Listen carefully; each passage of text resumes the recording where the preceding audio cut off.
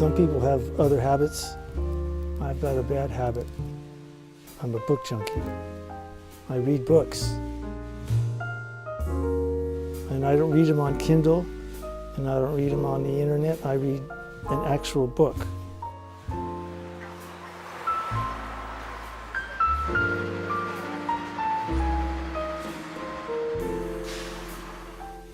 So I need books. I survive on reading books. They have books. I come here.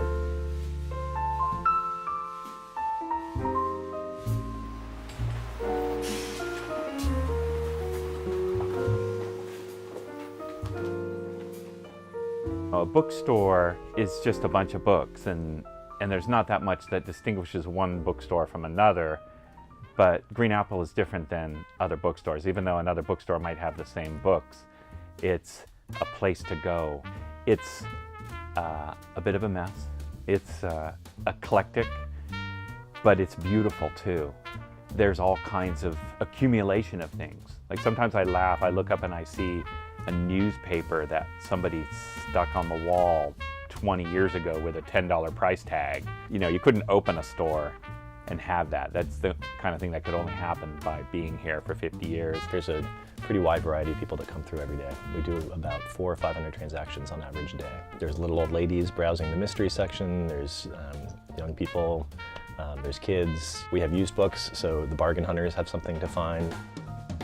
Green Apple was opened in 1967 by a man named Richard Savoy, who was an airline mechanic for United. And he opened it originally, I think, as a comic book store, and maybe he had records and some books. And it was a tiny little store that was only open, if I'm not mistaken, in the evenings, because he worked during the day. I feel like the store is a third place, that this concept in sociology that there's home and there's work, and people need another place to spend their time.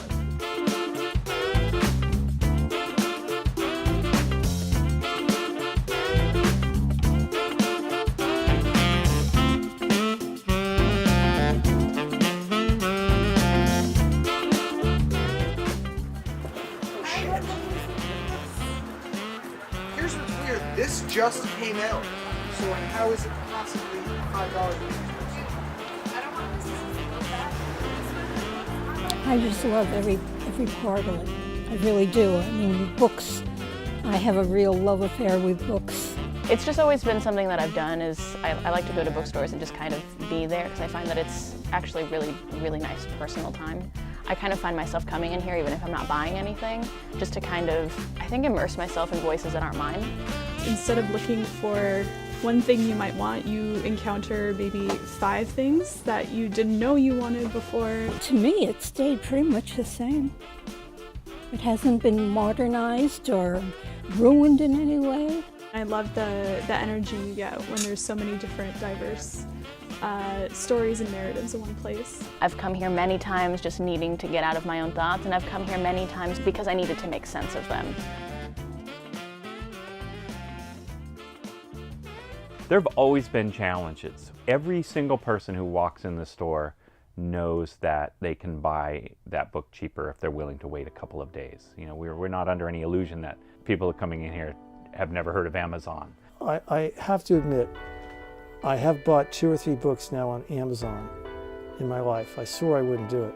I think a lot of people understand the shop local message, that if they shop online, then we won't be here. The Amazon effect is real. You know, you can tell just by how many cool like little bookshops and places that have been here for a long time, you know, sort of like fell by the wayside. Those old bookstores are all gone. There are very few bookstores left. And for people like me, we have to support our habits. We're never going to win on price. So what we win on is experience and customer service. We do still have instant gratification, which Amazon doesn't have. People can, you know, they forgot that their kid has a birthday party and they need to get a gift. They can come in and get it. It's really adapting to, you know, just the needs of, you know, the culture. We're just rooted in the community in a way that Amazon will never be, because they're a global company trying to maximize their sales in the world. They're not really that drilled down into San Francisco the way that we are. I just like the physicality of a book and paper pages. At the very end of it, coming here is a physical escape. It's not that I haven't utilized Amazon, and it's not like I haven't utilized Kindle before, but it doesn't beat the experience of going to a bookstore. It doesn't beat the experience of being surrounded by like tons of shelves of books and going through all the different categories. Like I said, books are a part of my life. And they've always been a part, and they will continue to be a part of my life. Green Apples serves that need.